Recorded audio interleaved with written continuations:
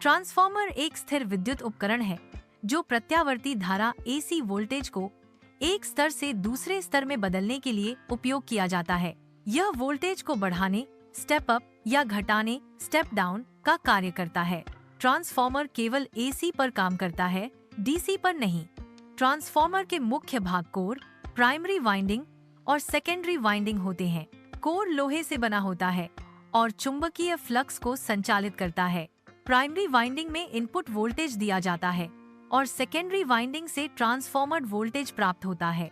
Core को eddy current के नुकसान को कम करने के लिए लैमिनेटेड शीट से बनाया जाता है। लैमिनेशन शीट को एक साथ जोड़कर एक ठोस कोर बनाया जाता है।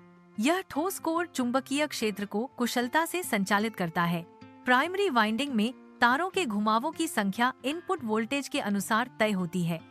यह वाइंडिंग कोर पर लिपटी होती है और इनपुट एक स्रोत से जुड़ी होती है। प्राइमरी वाइंडिंग ट्रांसफार्मर का वह भाग है जो इनपुट पावर प्राप्त करता है। सेकेंडरी वाइंडिंग में तारों के घुमावों की संख्या आउटपुट वोल्टेज के अनुसार निर्धारित की जाती है।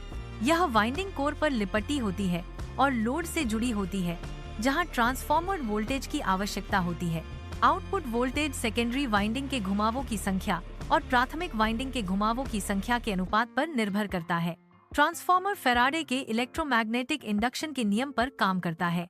जब प्राइमरी कॉइल में AC करंट प्रवाहित होता है तो एक प्रत्यावर्ती चुंबकीय क्षेत्र उत्पन्न होता है। यह प्रत्यावर्ती चुंबकीय क्षेत्र सेकेंडरी कॉइल में वोल्टेज प्रेरित करता है। चुंबकीय क्षेत्र कोर के माध्यम से सेकेंडरी कॉइल तक पहुंचता है। सेकेंडरी कॉइल में इलेक्ट्रोमोटिव फोर्स EMF उत्पन्न होता है। यह प्रक्रिया विद्युत ऊर्जा के स्थानांतरण का आधार है। सेकेंडरी वाइंडिंग में उत्पन्न EMF आउटपुट वोल्टेज का निर्धारण करता है। यदि सेकेंडरी वाइंडिंग में टर्न्स ज्यादा है तो आउटपुट वोल्टेज ज्यादा होगी। Step up transformer. एक स्टेप अप ट्रांसफार्मर में सेकेंडरी वाइंडिंग में टर्न्स की संख्या प्राइमरी वाइंडिंग से अधिक होती है, जिसके परिणाम स्वरूप वोल्टेज बढ़ जाती है। स्टेप अप ट्रांसफार्मर कम वोल्टेज को उच्च वोल्टेज में परिवर्तित करता है। इसका उपयोग बिजली संयंत्रों में बिजली संचारित करने के लिए किया जाता है। स्टेप अप ट्रांसफार्मर में आउटपुट वोल्टेज इनपुट वोल्टेज से अधिक होता है। स्टेप डाउन ट्रांसफार्मर उच्च वोल्टेज को कम वोल्टेज में बदलता है। यह वितरण में उपयोग होता है, जैसे घरों और दुकानों में। स्टेप डाउन ट्रांसफार्मर का उपयोग घरों और दुकानों में उपकरणों को सुरक्षित रूप से चलाने के लिए किया जाता है। पावर ट्रांसफार्मर का उपयोग उच्च वोल्टेज ट्रांसमिशन के लिए किया जाता है। ये ट्रांसफार्मर बड़े आकार के होते हैं और उच्च शक्ति को संभालने के लिए डिजाइन किए जाते हैं। उच्च शक्ति को संभालने के लिए डिजाइन किए गए पावर ट्रांसफार्मर उच्च वोल्टेज ट्रांसमिशन के लिए महत्वपूर्ण है। डिस्ट्रीब्यूशन ट्रांसफार्मर घरों और दुकानों में उपयोग के लिए डिजाइन किए गए हैं।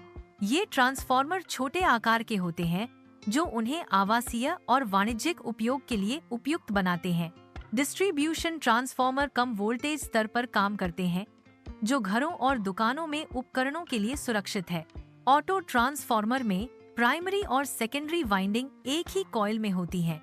यह डिजाइन ऑटो ट्रांसफार्मर को छोटा और अधिक कुशल बनाता है। एकल कॉइल डिजाइन के कारण ऑटो ट्रांसफार्मर का आकार कम होता है। इंस्ट्रूमेंट ट्रांसफार्मर का उपयोग माप और सुरक्षा उद्देश्यों के लिए किया जाता है। करंट ट्रांसफार्मर CT उच्च धाराओं को मापने के लिए उपयोग किए जाते हैं, जिन्हें सीधे मापना मुश्किल होता है। पोटेंशियल ट्रांसफार्मर PT उच्च वोल्टेज को मापने के लिए उपयोग किए जाते हैं, जिन्हें सीधे मापना खतरनाक होता है। ट्रांसफार्मर की दक्षता 95,098% तक होती है, जिससे ऊर्जा का नुकसान कम होता है। ट्रांसफार्मर में शोर कम होता है क्योंकि इसमें कोई घूमने वाला भाग नहीं होता है। ट्रांसफार्मर एक स्थिर उपकरण होने के कारण इसका रखरखाव कम होता है और जीवन अवधि लंबी होती है। ट्रांसफार्मर का उपयोग बिजली घरों, सबस्टेशनों, घरों, दफ्तरों, उद्योगों, कारखानों, मोबाइल चार्जर और माइक्रोवेव ओवन में होता है। ट्रांसफार्मर में सुरक्षा बहुत जरूरी है क्योंकि यह उच्च वोल्टेज पर काम करता है। उचित अर्थिंग, कूलिंग, तेल हवा और ओवरलोड प्रोटेक्शन ट्रांसफार्मर के लिए जरूरी है।